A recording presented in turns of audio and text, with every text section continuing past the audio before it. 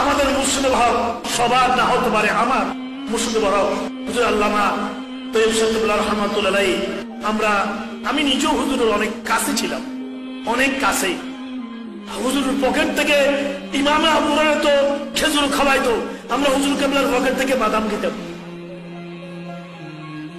তখন এরকম যাওয়া যেত না এমন ছিল না। আমরা বিকেল বেলায় জামিয়ার ওখানে ছোট্ট একটা খানাকা ছিল, ছোট্ট।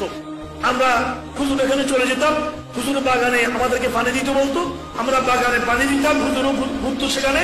তখন এরকম হুজুম ছিল না। হ্যাঁ, এরপরে হুজুর আমাদেরকে তাহাকে জিজ্ঞেস করতেন, সিকা জিজ্ঞেস করতেন, তরকিব জিজ্ঞেস করতেন।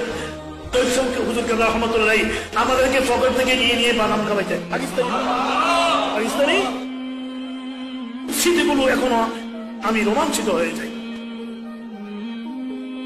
কি জন্য বললাম জানি এটা?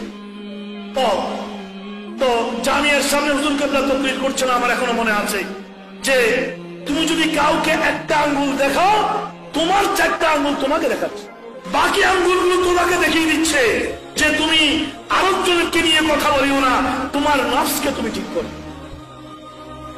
সুবহানাল্লাহ বিহামদিহি। তরিকতের শিক্ষা তো এটা, এটাই তো একজন তরিকতের মাশায়েখ, তরিকতের যিনি